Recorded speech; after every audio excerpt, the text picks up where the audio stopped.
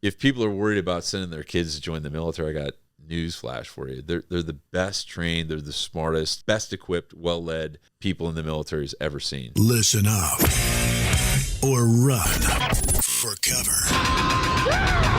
Dropping knowledge from the people who have it to the people who need it. The real Brad Lea is dropping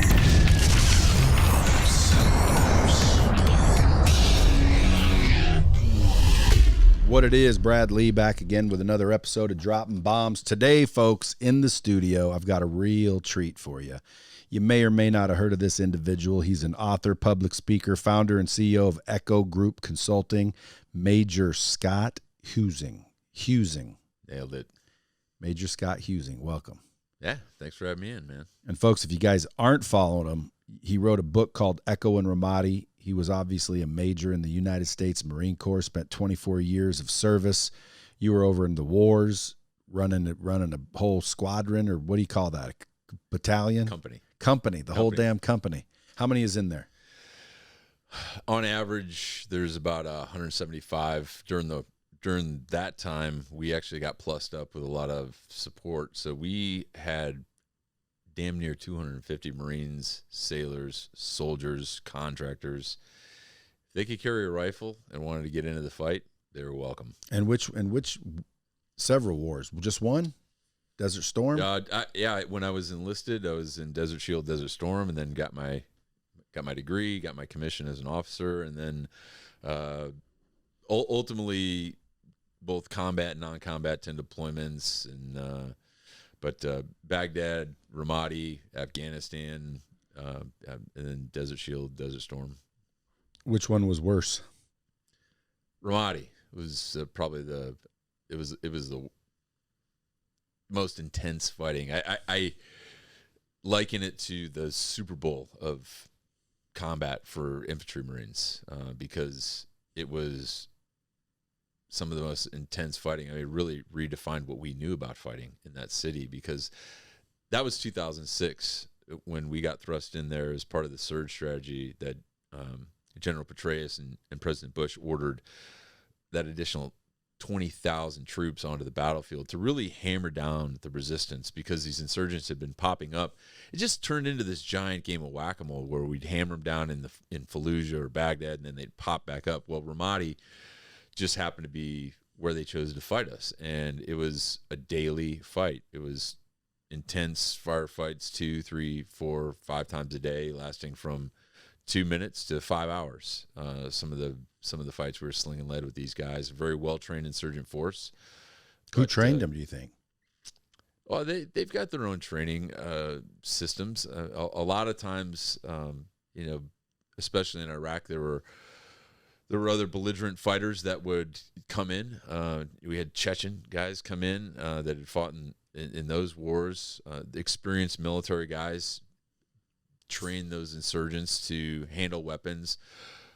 A lot of times it was just sheer will. I don't think it was skill or proficiency with a weapon or tactics, but there were some firefights that we got in where they understood basic fire and movement in small teams, and they would try and encroach and then throw fragmentation grenades and shoot RPGs with suppressive fire, and we didn't ever underestimate them. I mean, they put up a fight. Ultimately, the Marines won. I mean, we were better. I mean, the bumper stickers don't say number one for a reason. But my guys had this just unbridled ferocity in which they attacked the enemy. And I was very lucky, too, because I was fortunate to have about 50 Marines who were sergeants and corporals, and some junior Marines who had fought in the first Battle of Ramadi in 2004. And those were the guys that really made the difference on a daily basis. That leadership at every level, not just the officers or the higher commands, but those guys at the platoon and squad level that were out there on the patrols 9, 10, 12 times a day, walking the streets of Ramadi in this city that was over 300,000 people. And people were still living in the city. I think most people understand this war, that people aren't packing up and going to some camp. Well, we just fight this war. We had to deal with that. So we weren't only fighting the enemy, we also had to make sure that the people living in that city stayed safe. So that was Were the people for you or against you? There were some that were probably helping the enemy. There was always some that hid weapons in their homes, but it was normally through fear and intimidation of being killed by the insurgents if they didn't do as they're told. But there were also families that gave us food and bread and hot chai when we needed it. They provided information, which led to intelligence for killing and capturing those guys that needed to be ripped off the battlefield, cut out like a cancer. They were good about that too. And then we had our Iraqi interpreters who were citizen warriors who had been victims of the insurgency and decided, you know what, I got to do something. And these kids were 18, 19 years old too, but they spoke the language and they were completely invaluable with dealing with the local populace. And we could not have done it without it. And one of the real success stories is two of my interpreters are now American citizens. We got them back over here, and they're two of the most successful guys I've ever known. So you were an officer, but before you were an officer, you were also just straight up grunt? Oh yeah, I enlisted. I spent my time as an enlisted Marine, Desert Shield, Desert Storm, and then kind of realized the value of a formal education because, as I told you before the show, I make no secret about this. It's not a first-time true confession. I was a horrible high school student, 1.24 GPA. Anybody listen to the show, DM or put a comment on there if you can beat that. But I was horrible. And so I enlisted, and it was a natural fit of being surrounded by all these risk takers that I was drawn to. But I also realized the value of a formal education. So I hung on my rifle, was in the reserves during college at Illinois State as a machine gunner, and then got my degree in 3 years, and then still felt the need to serve. Still wanted that connection. So again, the backbone of the Marine Corps, these sergeants that run the show, hit me up on campus and said, hey, if you can come down and take a physical and run a fitness test, I can get you to officer candidate school in January, and the rest is history. And then that's some 15 years later, thrust me into the streets of Ramadi, where, again, it was the Super Bowl of combat. But I look back, it really was the pinnacle of my career to lead and be surrounded by the best that our nation has to offer, these young men and women at times that are just willing to sacrifice, leave their families behind and serve. And, throughout all the friction and the fighting and the loss, these guys, they really just protect each other better than anything I'd ever seen. And me too. I mean, they just always were there for me, and they never let me down in anything they did. And that's why we won. Echo in Ramadi is the book, folks. You guys should go freaking check it out. There's all kinds of stories in there. It's it also gives you some kind of parables, almost some leadership principles. Yeah. It really is the core message. I think is this power of human connection. Just me and you, like two guys from different states connecting and having some common understanding for what it takes to survive and the type of people you need to be surrounded by. And those themes are really dropped into the book as far as leadership and team building and overcoming diversity. And I think one of the best stories, I've got so many stories of people, just total strangers that have reached out to me. Again, you barf your part of your life into a book, you're going to get some crazy, and you get a lot of great too. But especially your life, like, dude, 24 years and Desert Storm and Ramadi, like that's some interesting kick-ass shit. You're gonna like resonate with a lot of different types of people. You get any nut cases too? Yeah, you get a little of the crazy. They're not too much, and I don't get a lot of negative stuff. Some negative stuff, but that's just nature of these. But the positive far outweighs the negative. And when the book first came out, I got this email. I love telling this story.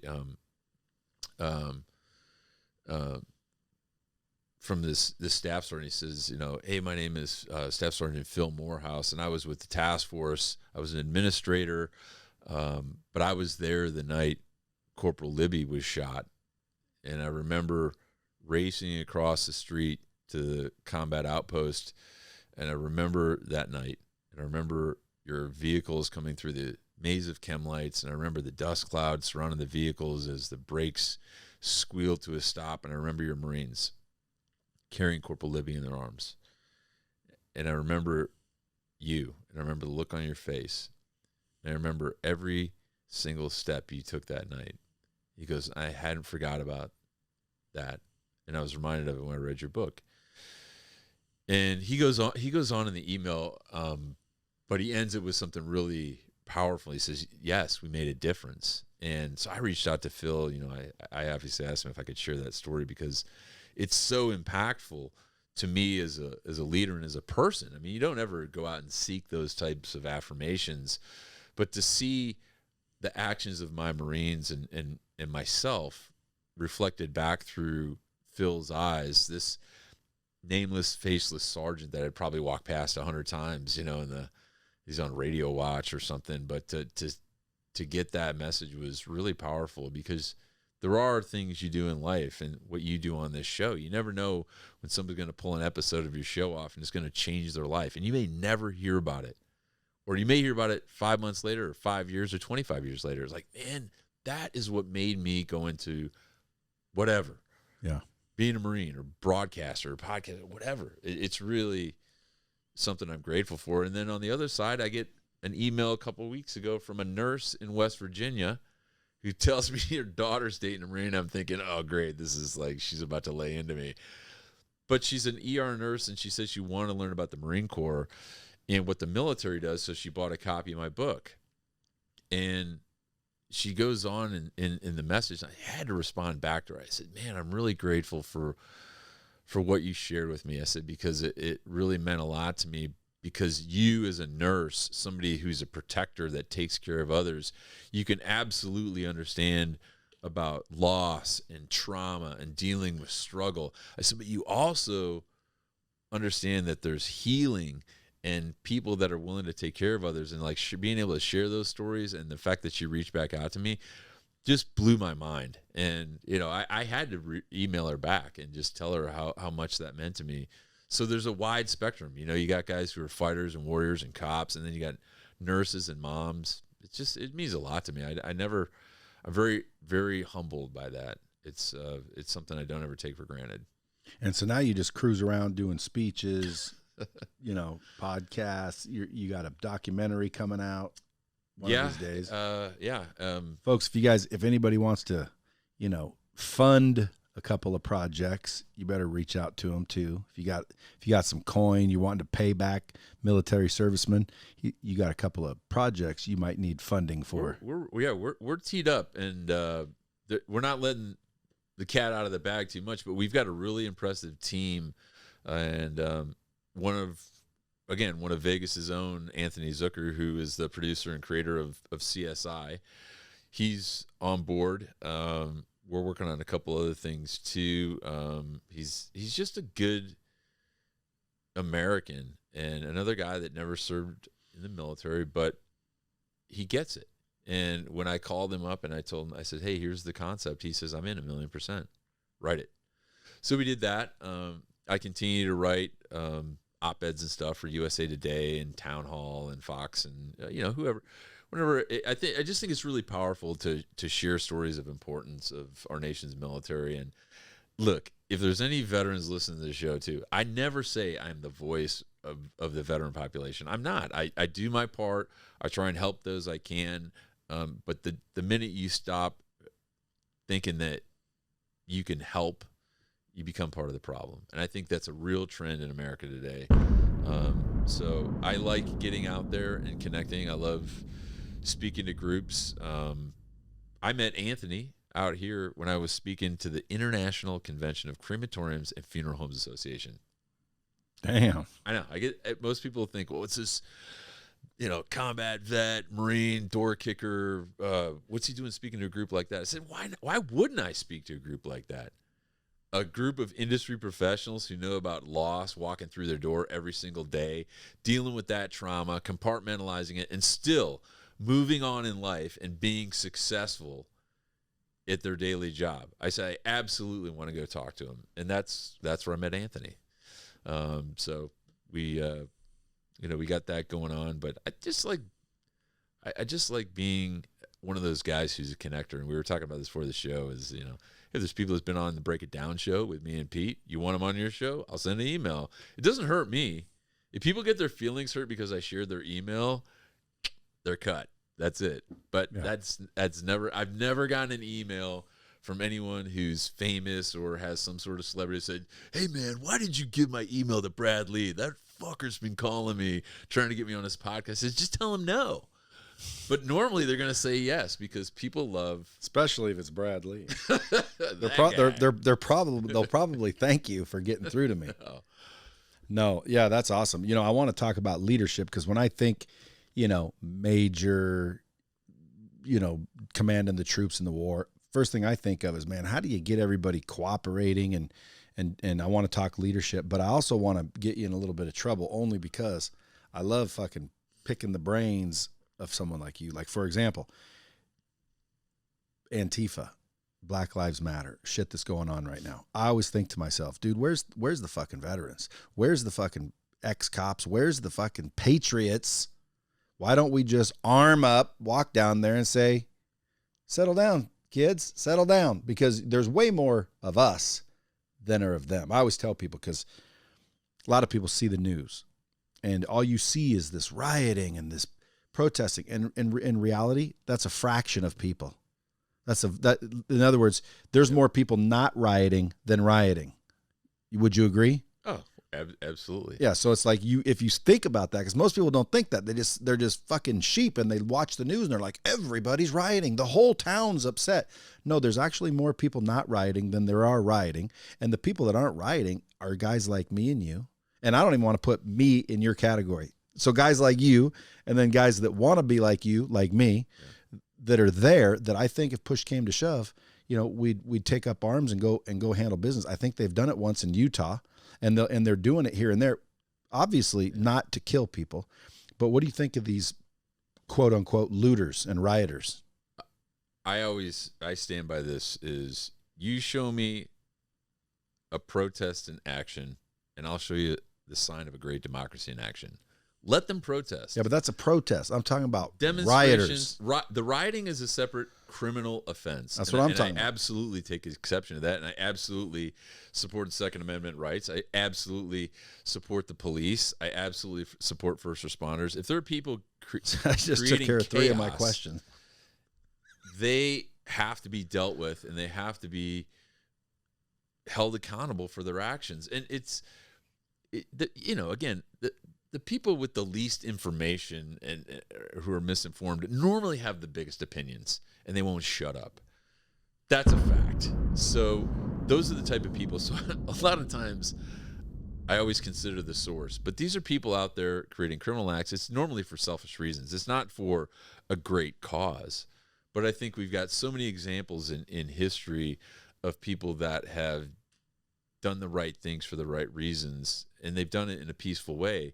Those are the people that need to be followed, and their examples. And one of the great, civil rights activists, Martin Luther King Jr., he's everyone should be taking a page out of his playbook. That's how it's done. And he made great strides. And every time, and you talk to a lot of people in different communities, every time something bad happens in one of these major cities, or even a small one, you just take 2 steps back. And I think that's a real problem in America right now, not just with the global pandemic that everyone's dealing with, the racial and political tension, that strife is, we have to find a way to be unified. And to be that way, you have to have leadership. So back to wanting to talk about leadership and taking pages out of a great playbook, let's talk about the military. Something obviously I have a lot of experience with, 24 years in an organization that, speaking of diversity, we have the most diverse group of people, racially, ethnically, religiously, sexually orientated, gender, of anyone else in America, and we make up less than 0.5% of the entire American population. Yet we always come together, singularly focused and driven to accomplish the mission and win. That model for success, that recipe for success, should be at every level from municipal, state, and federal levels. We're not seeing that. There's something happening here where we've got this divide, and it's becoming a problem. And people have been asking me, like, what are you reading right now? I cracked open the U.S. Special Forces Handbook on Counterinsurgency and Irregular Warfare. And I'm looking at this thing, and I'm no conspiracy theorist, Brad. Don't get me wrong. But I'm reading all the tenets and principles of how to create an insurgency, the things that happen underneath conventional warfare and these shadow governments and shadow agencies from this joint publication. And it's all of these things you see fire hose at you. Create distrust in local politics, create distrust in the government, create distrust in the policing organizations, create mass chaos and riots and all of these buildups. So if we think this isn't happening in America right now, all you have to do is turn in the streets. But you're right. The sky is not falling. These groups are small. And I think with the proper leadership at every level, I think this storm will pass. And I think we'll continue for another 235 years. But if we think we're going to be around forever and not take care of these problems, there are a lot of empires out there. British, Roman, thought they'd be around forever. I got news for you. Every great empire will fall, and if we don't take care of our own, we're setting ourselves up for failure if we don't address these problems. Well, yeah, which goes back to, and again, don't get me wrong, protesting, obviously that's a right to do so, and I would encourage people to do more of it. But when I see shop owners getting dragged out and beat up, and some of them killed, and bricks thrown through their building, and stealing shit right out of the store windows because there's protesting. No, that's not protesting. To me, that's looting and rioting. It's against the law. And I'm just wondering why, number one, why won't the leadership handle it? Because the leadership's standing by watching it. That's the crazy part. So then I think to myself, well, again, sometimes I want to, grab my gun, start heading down there, but then it's like, well, that's just me. And you said earlier, if you think you can't help, you're part of the problem, which I agree with. And then I'm thinking, where's the Patriots? Like, when do you think that's going to happen? And do you think it's going to happen? Like a militia uprising where they just take to arms and but not a war and thugs. I'm talking about just good people that are saying, okay, enough's enough. You're not going to be fucking destroying buildings. And if you're going to destroy buildings, we're here and we're going to act as the police. Yeah, that's a fine line between vigilantism, and people protecting their own private property. Would you do it? I would protect my own private property or business. But if you saw just thugs vandalizing the main street and business owners getting hit in the face with bricks. No, absolutely. I throughout the rest of my life, from the time I was probably born, I think we fall into that group of people that want to protect others. We're protectors. And that's a very small segment, of the human race, not just Americans. Those people that have a calling or that genetic or physiological makeup or whatever they've trained themselves to want to take care of others. If I saw that happening, I would absolutely defend them.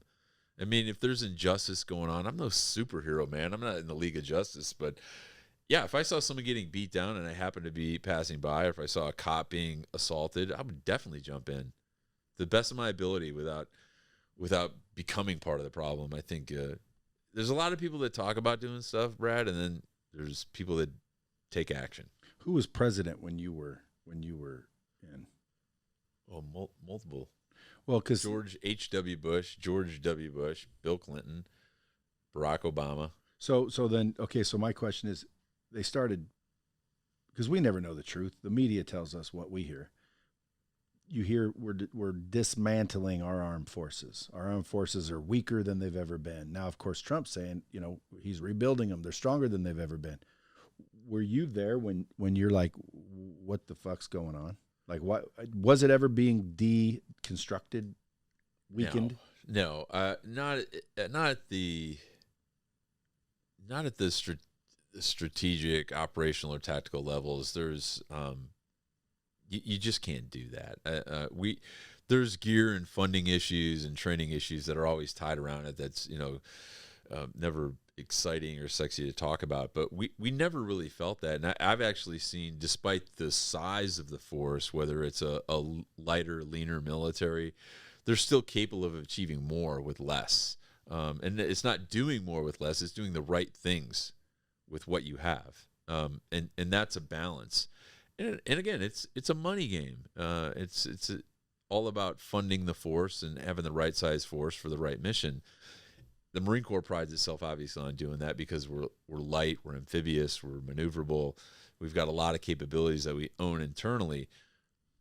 Across the DoD spectrum, I think that there's a lot of smart leaders at the right levels that understand that the nature of warfare, how we're going to have to fight in the future, we're looking forward. And if people are worried about sending their kids to join the military, I got news flash for you. They're the best trained, they're the smartest, best equipped, well-led people in the military's ever seen. And, I'm not a generationalist. I don't say, when I was in, I walked uphill both ways in the snow. Like, no. These younger generations, the millennials get raked across the coals. I don't know what your opinion is on them, but I love them. I mean, if you think millennials all suck, I got news for you. If you cut your leg open and you go to the ER down here in Vegas, who do you think's stitching you up in the ER? It's a millennial. It's doctors. Who do you think is in the cop car when you call them, or the fire truck? Millennials. Who do you think is standing on the rails of these ships protecting our waters? Millennials. They're capable. They're doing great things. So all the Gen Xers and the greatest generation, as they dwindle down, if they're not sharing those wins and losses with this younger generation, again, I submit you're part of the problem. And that's why I love, I peeked up when you were telling me about your upcoming book, about sharing your failures. It's easy for me to sit in here and talk about how we kicked ass and blew stuff up and kicked doors in Ramadi. I'll tell you all the things that I did wrong more often than not, because I really feel as a leader, admitting those failures, and I failed a lot. There's a lot of things I wish I'd have done better. But to share those with younger generation, I think, is really what's going to enable this country to succeed for another 235 years. I don't think that's a trend.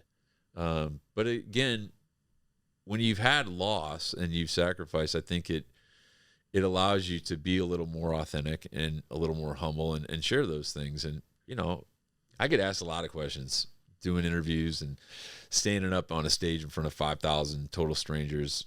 And if I can't answer those questions, I can't look at myself in the mirror the next day. Just can't. What do you think the hardest job in Ramadi was? Ooh, that's a good question. The hardest job in Ramadi. Like if I were heading over there and you were my buddy and I could pick one thing I'd never have to do, what would you tell me? Hey, don't do this one. Like a job. Because you guys go over there, everyone has their own job. See, what I liked about the military is, dude, everything's dialed in. Would probably be that was the most dangerous job, being explosive ordnance disposal. So these guys are soldiers and Marines who enlist. They get trained basically to take explosive devices, set them on top of other piles of explosive devices, and create things that look like the logo behind your backdrop, like just these massive explosions. And you got to be a little unhinged to do that job. But they were in such high demand because that was the tactic that the enemy used on us at that time. Bombs? Was burying roadside bombs, and in hopes that we would drive over it. And some were pressure plate activated, some were command detonated through cell phone or remote device. But when they were found, you had to call a human being to defuse that. I mean, you could drop other bombs on it and hope that it would explode. But again, you're in a city. You can't drop a bomb in the parking lot and hope to not shatter the windows of the local businesses out around you. I mean, that happens, but... So were you walking around Ramadi like you would be downtown Vegas? We were always foot mobile. We had some vehicles. We had Humvees. We had a lot of support from the Army. I rolled around with a section of M1A1 tanks, which is pretty cool to own that type of firepower. But the predominance of our mindset was we're going to be foot mobile. When we have that many Marines and soldiers able to do that in those numbers that I had under my command, when we pushed over to Western Ramadi, I worked for another commander named Bear Johnson, and he asked me how many vehicles I wanted. I said, none. So, well, how many armored personnel carriers do you want? I said, none. He says, well, how are you going to get around the city, Huesing? I said, well, I'm going to walk. I said, we're going to have teams of Marines popping out every corner, patrolling every street, alley, house, room that they can hide in. We're going to scare the living shit out of these insurgents, and we're going to kill them. I said, that's how we're going to establish firm bases in the city. He kind of looked at me like I was crazy. But that's the mindset of traditional Marine infantry, is you have to do the work. And that's what it took. And the Marines understood that. There's a higher risk at doing that, but there's also ways to mitigate those risks. And one of the ways we did it in Ramadi was we always fought at night because we owned the night. And honestly, the fighters that were there, even the better trained ones, they're humans. So they're inherently lazy, right? They want to sleep at night. So they didn't have the discipline that our soldiers and Marines did. So if we had information, we'd find them sleeping. We'd wake them up and wake them up with bullets. No, I mean we got plenty of firefights at night, but normally we just find them in a weapons cache. What if they hold their hands up? Yeah, plenty of them did. They just roll over. But do you have rules like you can't just shoot them? Absolutely, rules of engagement at every level. Who enforces those? The commanders do, and the leaders do at every level. And you've always got people in your organization that are going to break the rules. There's always going to be investigations for people that break the rules. I was no exception. We had investigations for detainee abuse. Once we had them in our custody, maybe they got too handsy with them, but again, you talk about having a tough job. Being in the infantry is a tough job because this is an 18, 19-year-old kid who's now responsible for another human life, transporting him from the battlefield, who was probably just getting shot at by the same guy, back to a holding area, back to a jail, which is this makeshift, jail in the middle of nowhere. Did people ever come and try to break those people out? No, they were on camps, so it was pretty tough to break them out. But these young kids, we were asking them to do a lot. They weren't trained prison guards. They weren't corrections officers. So you have to do the best, and you just have to really supervise them and understand that they're ultimately responsible for someone's life. And when you put the cuffs on someone, there's a lot of stories circulating, even the war in Iraq and Afghanistan, like, oh, well, they're an insurgent, they should die anyway. It's like, no, man, they're human beings. I'm not saying I, again, had oozing compassion, love for these guys who were trying to kill me. I didn't like getting shot at by these guys. I'd like to think I'm a pretty decent guy. Why are people shooting at me? I don't enjoy that. But once you own that other human life, you have to take responsibility for it, because that's what separates us from the evil. That's what makes us great. It's no different than the police violence we're seeing in America, and the George Floyd incident. You talk to any cop, there's no one that hates a bad cop worse than a good cop. And once the cuffs are put on someone, you have to handle that life responsibly. And anyone that's got kids or close family, to think that would be acceptable for them if they were wrongly accused of a crime, I think you'd want that same type of treatment. And that was no different in combat. And that's probably one of the things too is I'm most quoted on is you don't have to be in combat to be effective. There's no such thing as combat leadership, just leadership. It doesn't matter if you're getting shot at or blown up. You either lead or you do not lead. Yeah. Well, I was going when I got to the leadership portion, my thought is, in a war, you would think, bullets are flying, people listen, or you get killed. So it's much easier to lead in a war because everybody's trained, number one. Number two, they know, you don't listen, you get killed. But when you're running a business, I believe what you just said, where it's the principles that apply here. I just think here you're going to die. Here you're going to go out of business, which is business death.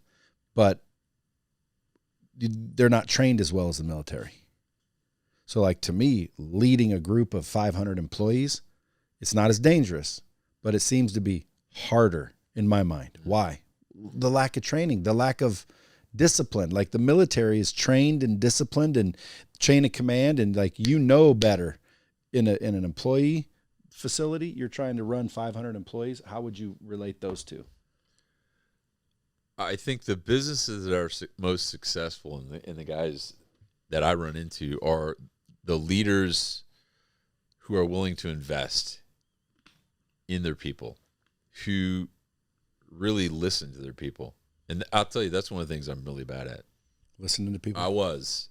It's a learned skill for me, being an active listener, being a good listener, which I know it's ironic for a guy that gets, paid to go run the country and speak all the time and run his mouth. But listening's tough. And I learned that through a lot of great business leaders. I got invited to go speak to a group, and before I went out there, and there's like 1,500 people, and I said, "Hey, what were you really bad at?" And that's what he admitted to me. He said, I started this business in 1978, and then 24 years. He goes, probably about 19. I said, so it took you 15 years to figure that out. And that's kind of normal. I think you're so inundated with the daily grind of whatever it is, whether you're writing books or publishing books or being a cop or whatever industry it is you're in. You're so worried about the product and producing, you don't have those people around you sometimes that make you understand what's most important. So this guy who's very successful shared this with me. And looking back at my own career in the Marine Corps, I thought, you know what? I was probably a horrible listener too.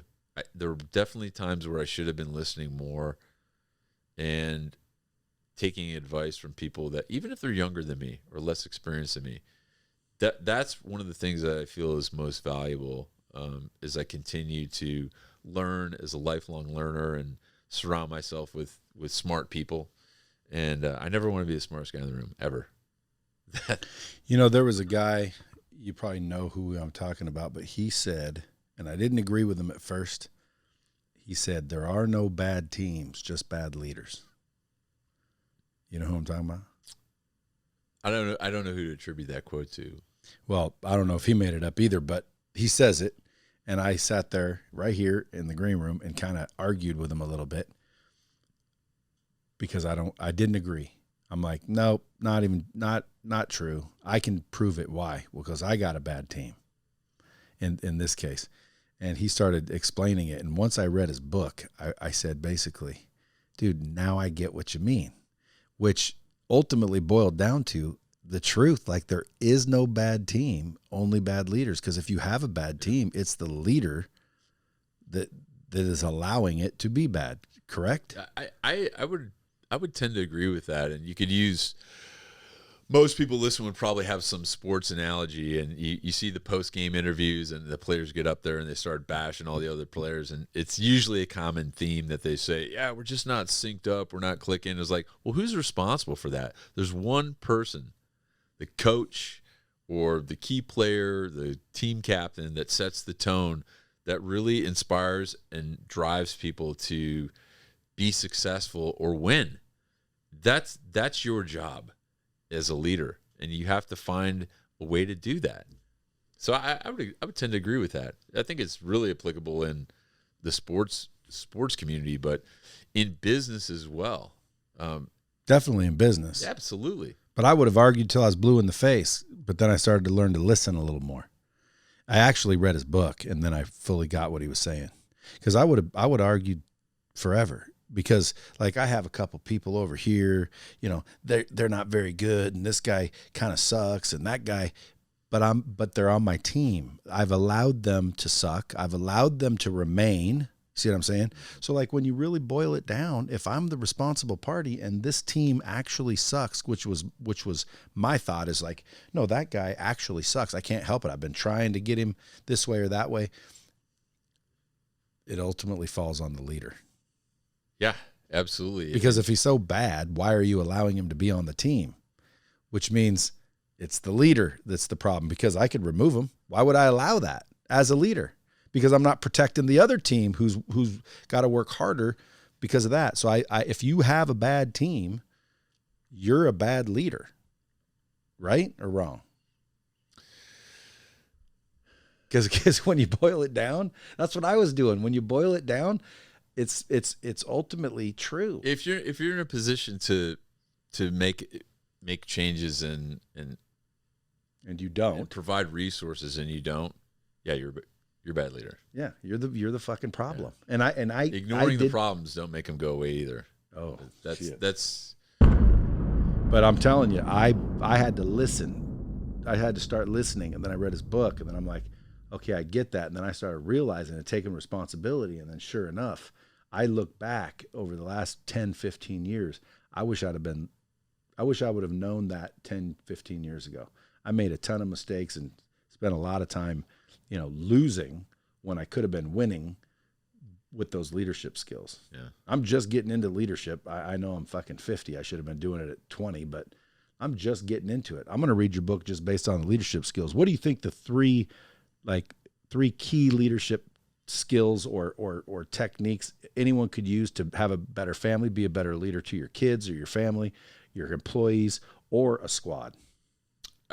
We just nailed probably one of the most important ones is listening, being an active listener. What if they I have trouble listening to people that don't know shit. Yeah. What if you're in Ramadi? Someone says, "Hey, Brad, you want to go to Ramadi? You get to shoot people." And I say, "Fuck yeah!" And I get a gun and I show up there. I'm assigned to you, and I'm starting to tell you things. You'd be like, "Shut the fuck up." Well, I don't suffer fools either. I mean, I like to think that I got a pretty good bullshit meter and sniff out guys that don't know stuff. But listening to the right guys, people that have experience, I think, surrounding yourself with smart people is essential to being a good leader, and continuing to be a lifelong learner, I think, is an essential element of effective leaders. Some people say reading books on how to lead isn't the best way to become a better leader. Reading books about people that have overcome adversity in those stories, I think, are oftentimes the way you develop yourself better as a leader. And again, I admitted earlier in the show, is like I was a horrible student. I just barely squeaked through high school, but I found out earlier on in life that was one of my deficiencies. And General James Mattis, former 4-star general, Secretary of Defense, says in his book, if you have not read 100 books in your lifetime, you are functionally illiterate. And he stands by that. Now, not everyone has read the extensive library that Jim Mattis has, but I'd agree with that. I beat myself up when I don't read enough, or I don't read different things, or I don't absorb information from different sources, and I get in these routines. Breaking that routine up and forcing yourself not to get complacent, I think, is what keeps me focused mentally. It keeps me fit physically, and I think it keeps me driven throughout my life as I continue to seek out new opportunities and do what I do, not only as a writer and a storyteller and as someone that likes to speak in front of groups, but in the nonprofit world as well, to help those that can't help themselves, which is essentially what Marines do. That's at the end of the day, that's what we're bred for. We help people that can't help themselves. Sometimes we do it with humanitarian assistance. Other times we do it with, laser guided bombs. It just depends on the application that's needed. Listening, keep learning. What was the third one? What did I say? Surround yourself with the right people. Yeah, lifelong learner, reading, listening, and surrounding yourself with smart people, I think, would be my top 3. And that's whether you're in war or in business. Yeah, absolutely. The other key component, Brad, and I've said this before, is there's, you've got books in there about leadership, and the military has leadership traits and principles that abound, and we plaster them all over the locker rooms. And, there are things like justice and judgment and decisiveness and aggressiveness and all of these things. But there's a lot of things that aren't written in those textbooks that professional warriors subscribe to, or that great industry leaders subscribe to. They don't teach us those in schools. And those are words like love and compassion and caring. Because as a professional soldier, as a Marine for 24 years, a lot of times words like that are synonymous with being soft or not masculine. And I think that those are really the things that I learned from my mentors, my leaders that I was surrounded by. Those were the really important things, to understand and care about the people you lead. Because I could teach you a lot of things. I could teach you how to run faster, shoot your rifle straighter, attack and kill the enemy with this unbridled ferocity. But there's one thing I could never teach you, or I could never teach any Marines. I could never teach you how to care. If you do not care about what you do, it's all worthless, in my opinion. I'll say that till the day I die. You can't teach caring, and I think that's probably one of the most important things. Why do you think so many soldiers commit suicide? From the cart, what they've seen and witnessed, or because I always wonder, because there was 22 a day, and they did the push-ups, and you heard about a lot of different people. Your friend did. Why do you think they're doing it? Honestly, for the record, I do not have a PhD hanging on my wall. I can't do the math on this. I do know that on average there are 22 veterans a day that commit suicide, but those are only the people in this system. But we've lost still 22 a day still every day. And some of them have never been to combat. But they're not statistics to me. We've lost Marines in my company. I've lost close friends. I mean, I was just telling you a story about how I rode my motorcycle across country for SaveTheBrave.org for my buddy Dave. And Dave wasn't a combat vet. And I don't say that again, it doesn't matter if you're in combat, but Dave had his own struggles and he had his own trauma. And there's plenty of people in life that deal with trauma at an early age that stick that in a bottle and they put the cap on and they compartmentalize and they carry that with them their whole life. So it's not necessarily things of combat or the military or stress. Something's going to trigger that, which leads them to that brink of desperation and loneliness and isolation where they just feel hopeless. And at that point, it's too late. And you could throw them a rope and hope to pull them back on the ship. And I've jumped in the water to try and save guys, but some guys just want to drown. And I really can't figure out what it is why people want to take their own life. And it doesn't discriminate age, rank, race, gender. I've seen it all firsthand, and it's a horribly selfish, thoughtless act. Because when they make that final decision, I don't think people have really thought about the wake of sadness and emptiness and loneliness that they leave behind for the families and friends. It's just it's tough, but we like to think that we're doing our part. I'm proud to be the executive director of SaveTheBrave.org. For the last almost 6 years now, we've helped hundreds of veterans and our Gold Star families through outreach programs. We're very successful at connecting guys, knowing what we're great at. We do a lot of offshore fishing, so if you ever get out to California, let me know, and we'll get you out with the guys and really see what it's all about. And that we found that is just one way of keeping these guys connected. And I think maybe it's a long answer to a short question. Why do they do it? I answered that. How do we stop them from doing it? Keeping them focused and giving them a mission and letting them know that they're still cared for. They're still an amazing tribe of veterans and supporters, people like the nurse from West Virginia who's not in the military, that is just there to support our nation's military. I think it's a really affirming gesture when total strangers reach out. And, when I was riding across the country, I shared this story on Chad Prather's show when I was in Texas too, but I'm doing the required social media posting. I'm at a gas station covered in sweat and, talking about Save the Brave, and I got my phone up, and there's some guy, I wish I got his name. He's a plumber. He says, "Hey man, Scott, I was overhearing what you were saying in this thing, savethebrave.org. He goes, "Man, it's really great what you're doing." He says, I want to give you $40 to pay for your next tank of gas." He's a total stranger. I said, "Who does that?" There's some good people out there, and that 5,150 mile journey across the country, I tell you, in this day and age with everything we got going on, Brad, it really, really exposed the best of the human condition to me. And for one, it was just, I don't know, I felt really grateful to be able to do it. I agree that there's more good than bad.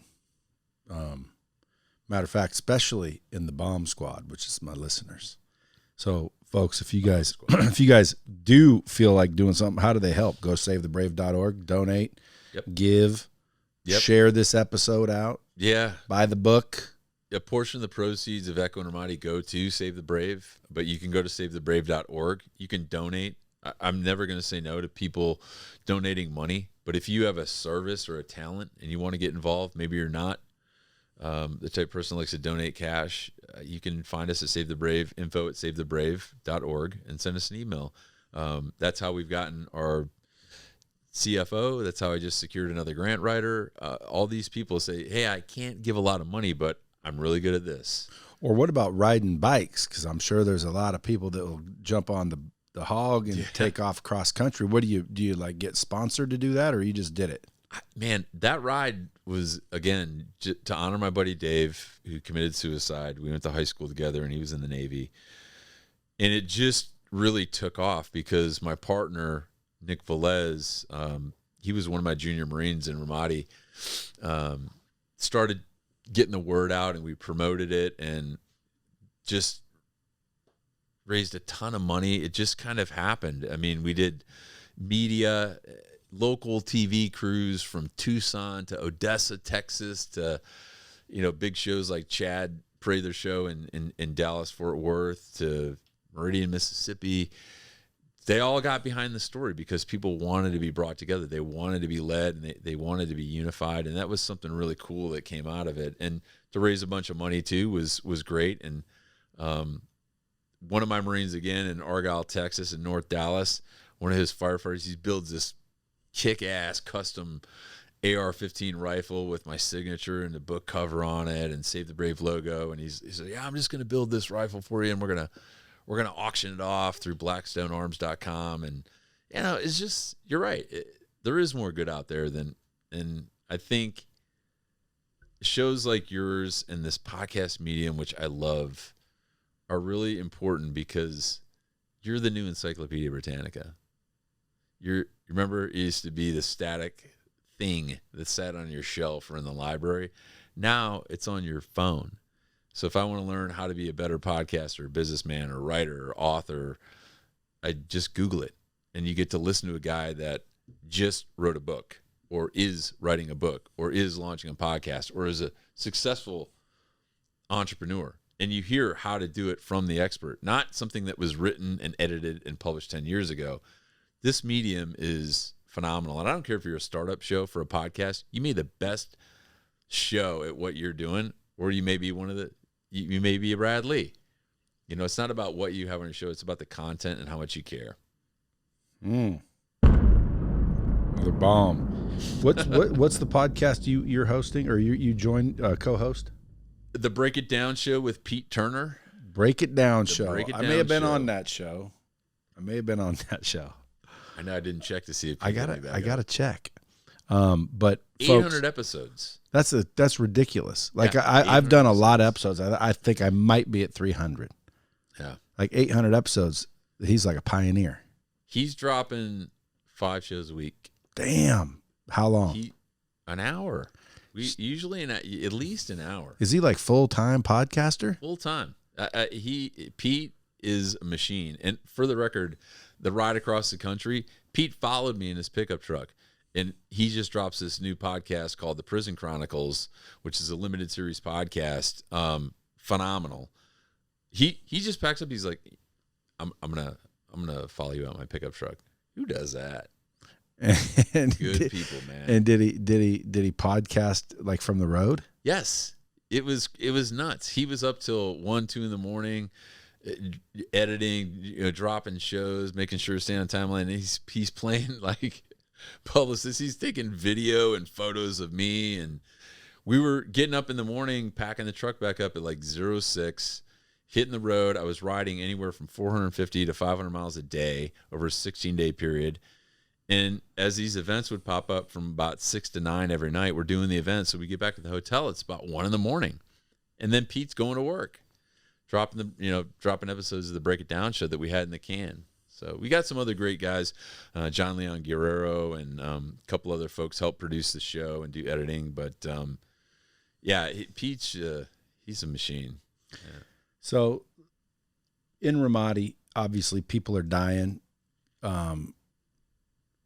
I'm sure there's some kick-ass stories of, kicking indoors and blowing away bad guys. But what about lessons learned? Like, give me a story that you really learned something from, that literally made you a light bulb go on.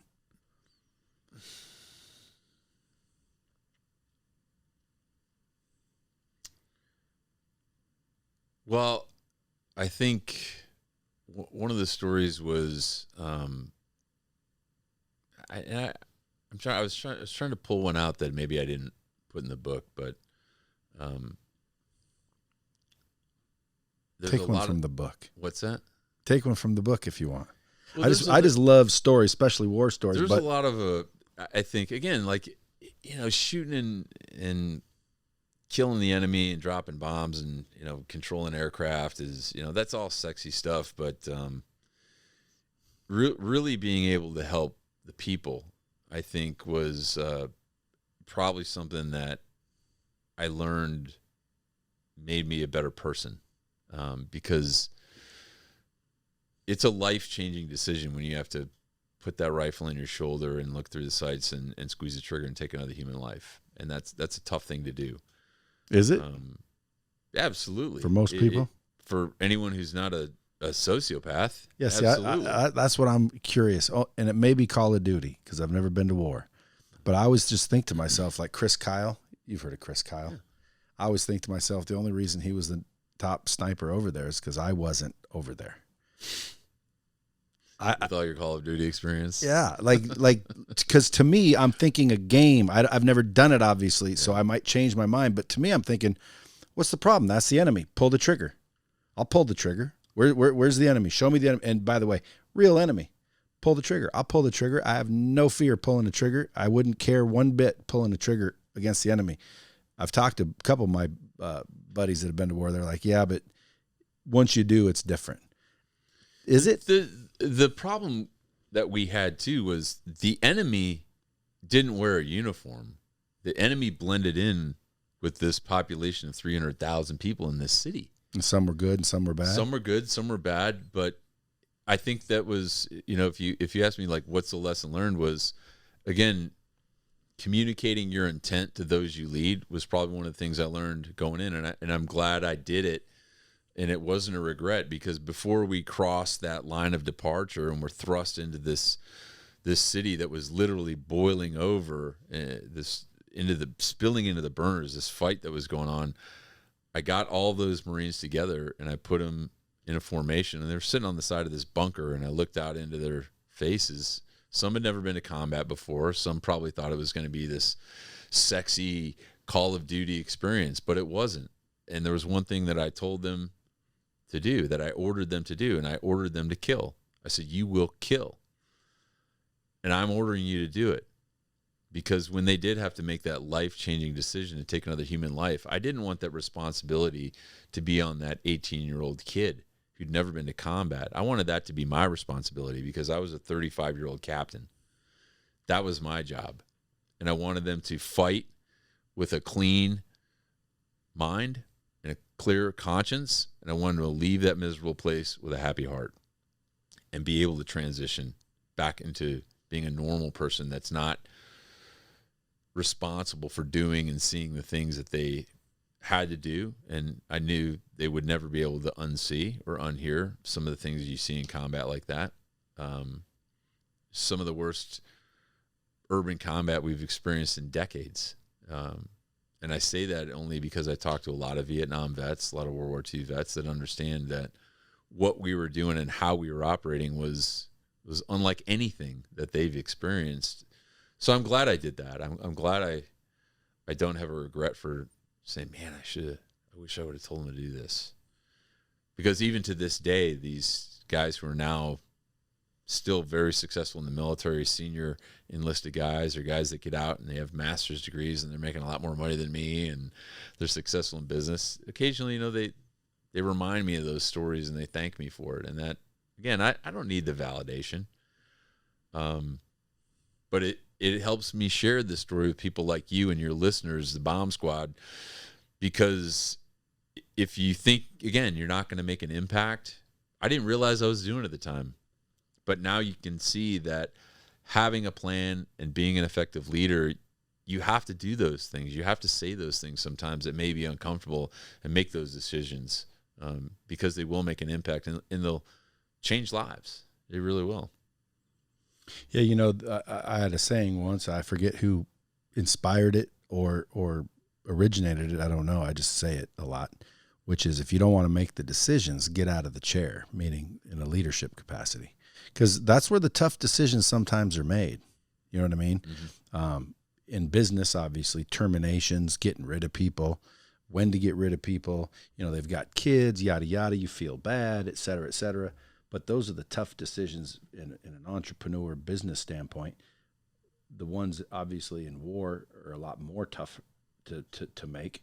How would you coach somebody into making tough decisions? Because I think that's the hardest part, is those decisions that you have to make that you just don't want to. You feel bad, you make excuses, you want to just avoid those tough decisions. Well, ultimately, bad news doesn't get better with time. I think everyone can understand that. But as a decision maker, I always try to make the best possible decision with the most information available, and never trying to achieve the 100% solution. If you're trying to do that, it's a game of futility, because one of the tenets of great leaderships is decisiveness. Like if you're unable to do that, or you're waiting for people to weigh in with their opinions and comments or more information, that's when organizations, companies, businesses, military units stagnate on the battlefield or in the boardroom or on the streets of whatever they're selling. I think that is a recipe for disaster. So making the best decision with the most information at hand in a timely manner has always been something that was taught to me early on, and I think it's something I applied.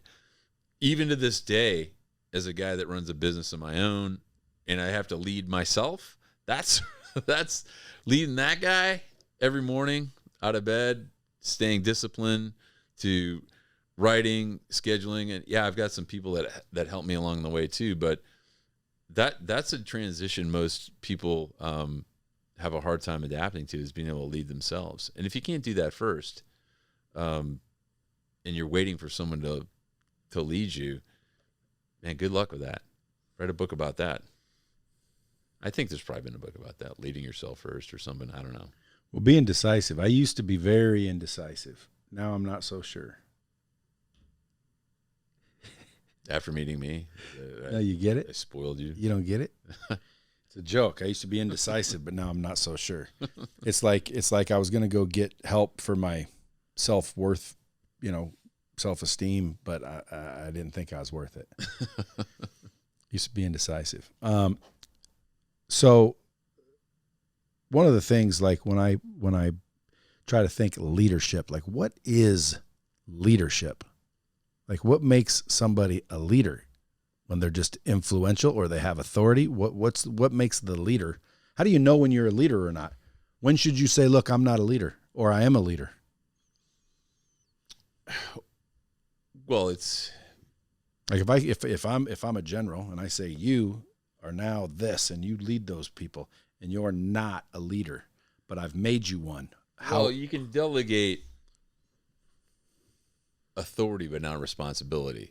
I think that understanding that whenever you're in a position of authority is something that will ground you. You know, and it's a basic, you know, Coveyism. There's leaders and then there's managers. I mean, I don't want to quote Covey, you know, and get into a deep dive on the difference between what leaders do and managers do, but I think that those are the type of people that I think they're rare. I think that's one of the things too with leadership is you can research and read all the books you want about it, but there's to each individual person that is led at every level. And that's the one thing too, is I still seek out leadership. I mean, you don't ever get to be and you'll have a general on the show here, senior military officials. Even those guys don't stop wanting to be led. That's why there's 4 different grades of general. There's 1-star, 2-star. Even those guys need to be led. They all need direction and guidance. And I think that that's a secret of any successful organization is having someone always out front directing the fires, directing where the mission has to go to be successful at it. And that's one of the things that we're really lucky is we're always mission first. We don't discount people, but it always has to be the mission first. And along the way, that means making those tough decisions. It may be leaving guys behind or firing guys or replacing them. Those are the tough things, but it's always at the success of the mission. So there's a lot of models you could use in the private sector to apply from the military.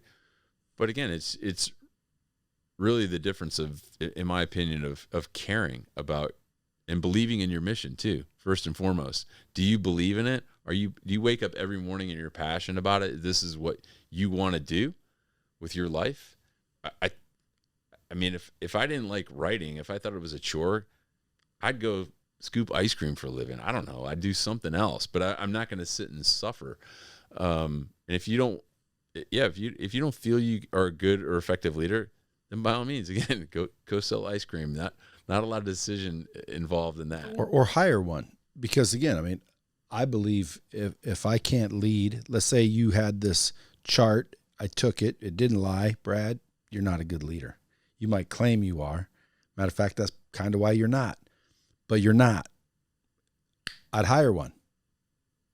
Yeah, if the responsibility fell on you for the organization. Dude, someone needs to lead.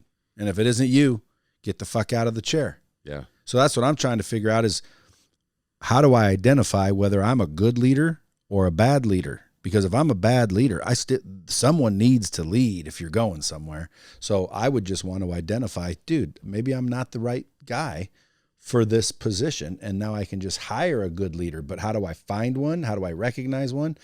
And that same answer would tell me if I was one. Like, how do you know if you're a good one or you're a bad one? Use the war. Like, well, I'm sure there were bad leaders in the war. They were appointed incorrectly. They got people killed. What? Something you could say, oh shit, that guy couldn't lead his ass out of a freaking picnic. So like, what were those traits? We in the Marines, I mean, we eat our own for breakfast. I mean, we're pretty shrewd gun club. The people that are poor leaders that take unacceptable risks, I think get found out pretty quickly. And we've got a strong peer network where if your own peer group understands that you're taking an unacceptable risk or you're not managing risk properly, which leads to losing lives, because we're not losing product or profit, we're losing lives. Stakes are a lot higher. They'll get found out and they'll be dealt with. They'll be removed from command and they'll be replaced with a hopefully superior model, superior leader, or equal leader that comes along and that recognizes comes along. Yeah, and we've got plenty of processes in place, and a training pipeline that there's always going to be someone that's going to be able to take your place. That's just law of nature. I mean, and then I notice here you were director of training. It says, could be my notes are wrong. Were you a director of training? I was an operations officer when I was in the military. Yeah, this is again, maybe what's his name's not here, but platoon commander, company commander, operations officer, department head, instructor, major, director of training. No training? No, I was as an operations officer. You're responsible for the entire training, and you didn't do it. You didn't do the training, did you? I always did the training. Okay, so here's my question for you, because this is a training company. Yeah. You're here to do a drop bombs, but this is actually a software company. We use this software to train people. Yeah. I found that there were 4 key ingredients to what I thought was effective training: good content, repetition, practice, and accountability. And if you don't have those things, I don't believe that it's training. But from someone that's done it 24 years, produced, very disciplined leaders and soldiers, what do you think the key elements of training are? Well, I would echo what you just said. At every level, from training, a Marine Air Ground Task Force and a Marine Expeditionary Unit of over 2,500 Marines and sailors, to training pilots, the Marine Corps' top pilots, our version of Top Gun, as a department head in Yuma, Arizona. I think that those training practices, one of our biggest successes institutionally has always been the standardization of that training.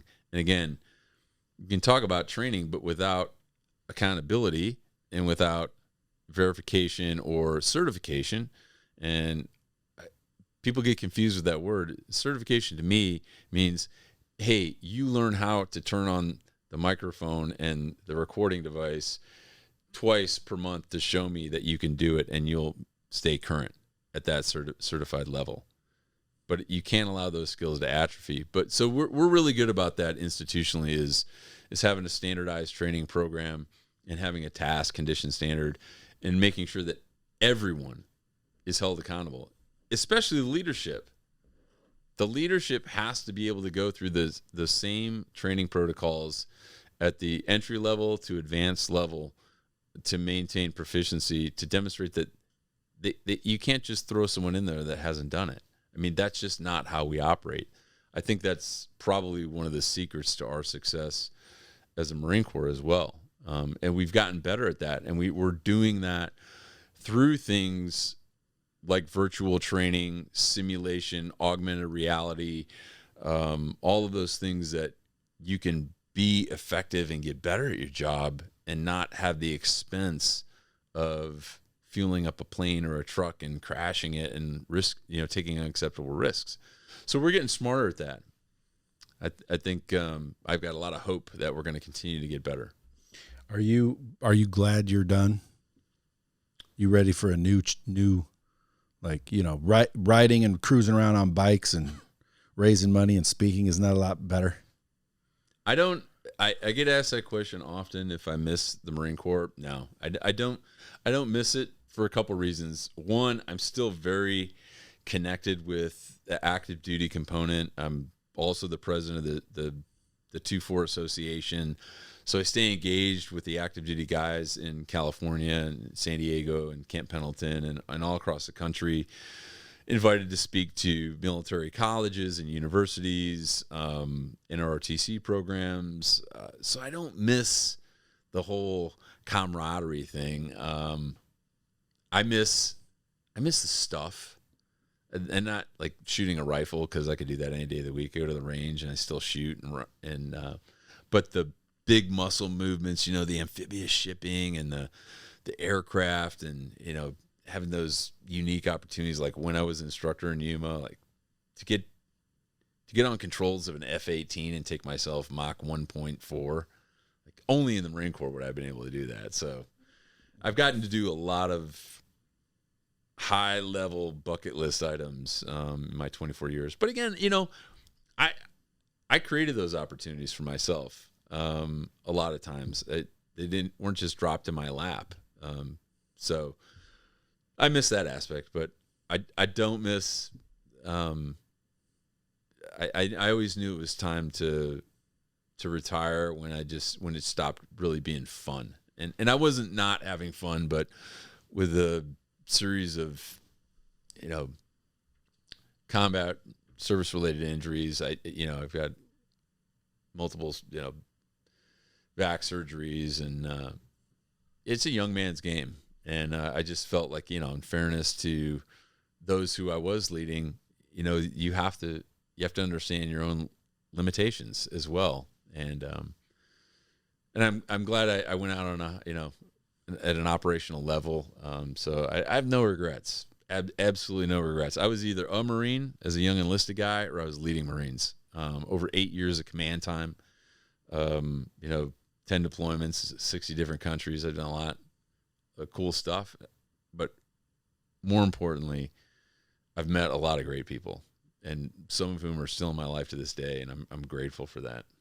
What's Echo Group Consulting do? Like, if someone's listening to this, they're like, dude, I love this dude. How does someone reach out and like hire you or hire your firm? I honestly, Echo Group Consulting is my company. It's my LLC that I created to pretty much cover what I want to do in life. Like, so it's kind of a shell. It is. Yeah. It's. I'm not. Like, you're not necessarily out there looking for high-level companies to hire you to teach leadership to their executives. I have gotten requests from everything from teaching people how to shoot firearms to corporate and private sector leadership to speaking on combat leadership to writing. One of the things that just kind of boils over as you become a published author and you're best-selling author is people want to ask you questions. How did you do that? How do I become a #1 best-selling author? Do the work, first of all, and be willing to do that. But I've been fortunate too in the veteran community. Guys have written stuff, and so I really don't like saying this publicly, but there's no shame in it. So I serve as an agent for other veteran artists, and some of them I've even been so successful as some non-veterans I've sold their books. So I help them. I kind of cut out the painstaking process of being rejected by a ton of literary agents that don't want to take the time to go through and read their work. But it is a lot of work, and trust me, I get paid and compensated for it. But I like to be able to do that. I think it's something that, being in the entertainment business and understanding who the real genuine people are and who's going to read something that's right. But there's a lot of guys. I just got a great manuscript too from these guys that are veterans, and I used to crush their nuts in a vice, man. Like, and they know it, but they just sent me the finished product after I referred them to my freelance editor. And when I read the first 3 chapters, I thought, I can't wait to read more. And then it clicked. I said, man, they got it. Like, we're going to sell this book. They made it was hard on them, but they're going to make it easy on me. You got another book in you? Yeah, got a couple. You coming out with one? I'm working on one contemporary piece. It's not a political piece. I think it is tailored around war in the state of America. That's going to be a little bit smaller, a little more easily digestible. And then I'm working on another great story of another military hero, telling his story for him. Been working on that for a little while, but finishing the documentary treatment and the screenplay that we're working on there is probably on the front burner for me, is getting that funded for my documentary. And if there's people that are investors in documentaries that want to get involved in sharing a great military story, it's there. It's ready to go. We're sending it out to people now, and people have shown a lot of interest. And again, having a guy like Anthony on the team, he's quick to remind me if they need to be swayed and they're serious, just let me know. And he's always my silver bullet. So That's a good one to Yeah, have. it is. He's just a great person. Well, listen, I know you have another thing to get to, so I don't want to, because I could talk war stories for another hour, 2 hours. But folks, if you guys want to follow Scott, it's Echo in Ramadi. Go get his book, Echo in Ramadi, and just go to savethebrave.org. See what you can do to help out. Man, I really appreciate you coming today. Man, thank you for having me. It was great. Yeah, man. Anytime you swing through Vegas, man, stop back by. We'll do an episode 2. Yeah. Or a part 2, because I want to talk more war stories. Right on. Appreciate you coming in. Folks, share this out. As always, it might not be you that needs to hear it. It might be your brother, cousin, mom, friend, somebody else. So make sure you share that out. That's the biggest kind of thanks you can give us. And until next time, keep it real.